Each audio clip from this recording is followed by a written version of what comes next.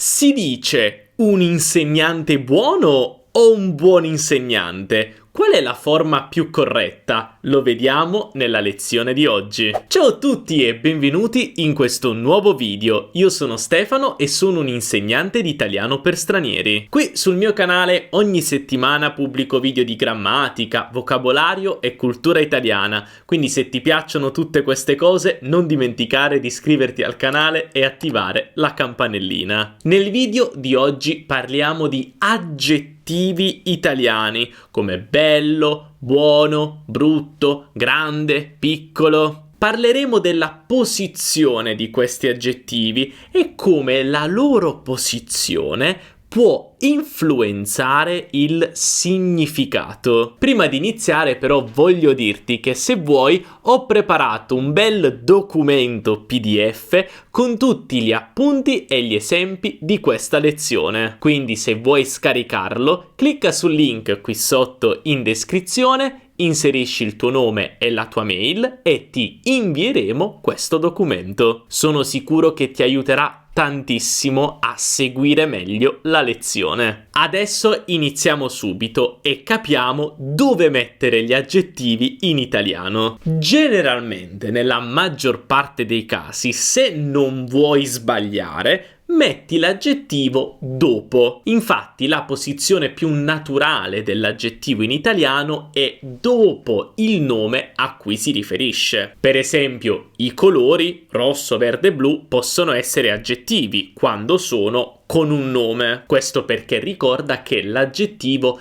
aggiunge un'informazione al nome. Tornando ai colori, i colori si mettono sempre dopo. Per esempio, una tazza bianca, una tazza bianca, un maglione nero o uno zaino rosso, uno zaino rosso. Però in realtà la regola non è così rigida. Infatti, in generale, l'italiano è una lingua molto flessibile quando si parla di posizione degli aggettivi o delle parole. Però una cosa che devi sapere è che generalmente se mettiamo un aggettivo dopo, l'aggettivo ha il suo significato letterale. Se invece è possibile mettere l'aggettivo anche prima, il significato è un po' più, possiamo dire, figurato. Vediamo subito questi due esempi con l'aggettivo vecchio. Marco è un amico vecchio.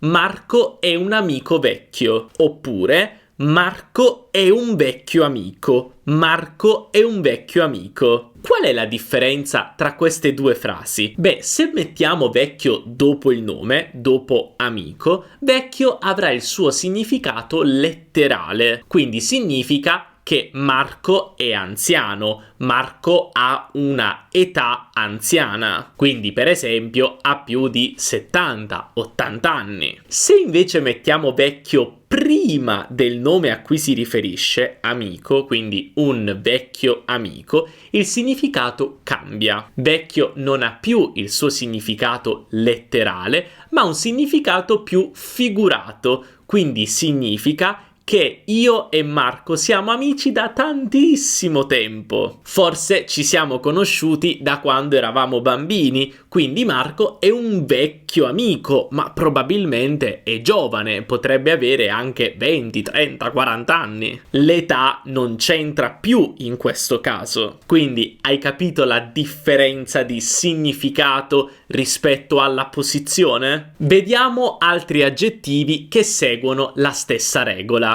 Per esempio, Guerra e pace è un libro grande. Guerra e pace è un libro grande. In questo caso stiamo dicendo che Guerra e pace è oggettivamente un libro grande, cioè probabilmente ha molte pagine. È un libro molto lungo da leggere. Di solito in italiano, quando abbiamo un libro molto lungo con tante pagine, lo definiamo un mattone, cioè perché pesa come un mattone. Se invece dico che Guerra e pace è un grande libro, qui non sto più parlando delle dimensioni, della lunghezza del libro, delle pagine, ma del fatto che è davvero un bel libro, un libro ottimo ottimo, molto interessante, molto coinvolgente, un libro importante. Oppure facciamo l'altro esempio con insegnante, come abbiamo detto prima. Se io dico Stefano è un insegnante buono, quindi metto buono dopo insegnante, sto usando il significato letterale di buono. Quindi non sto proprio parlando della mia capacità di insegnare, ma del mio carattere. Quando una persona è buona, significa che è gentile, è di buon cuore. Quindi un insegnante buono è un insegnante molto gentile,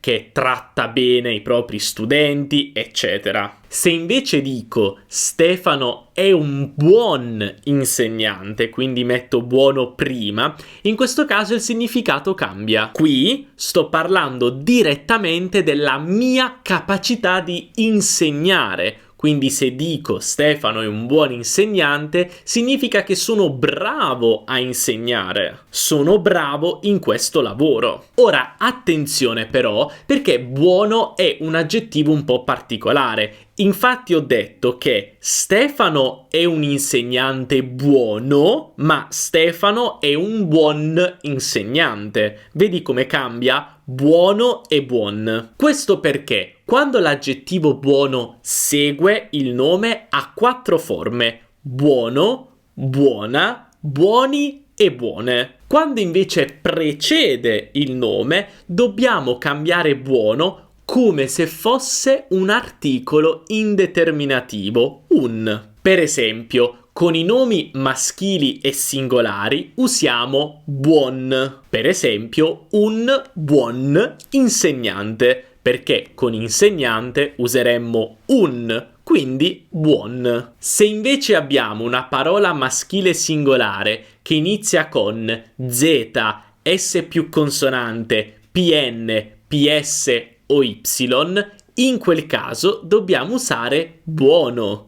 Per esempio, un buono studente. Se abbiamo una parola femminile e singolare, usiamo buona. Per esempio, una buona giornata. Se invece abbiamo una parola maschile e plurale, usiamo buoni. Per esempio, dei buoni amici. Invece una parola femminile e plurale, usiamo buone. Delle buone proposte. Non dimenticare questo, è molto importante. E tu conosci altri aggettivi che seguono le stesse regole? Prova a fare degli esempi qui sotto nei commenti, così possiamo parlarne ed eventualmente posso fare un altro video su questo argomento. Se il video ti è piaciuto, non dimenticare di lasciare un bel mi piace, perché questo mi aiuta davvero tantissimo a far crescere il canale. E non dimenticare anche di scaricare il PDF con gli appunti di questa lezione. Per finire, iscriviti al canale e attiva la campanellina per non perdere tutti i video futuri che usciranno sul canale. Noi ci vediamo nella prossima lezione. Un abbraccio dall'Italia. Ciao!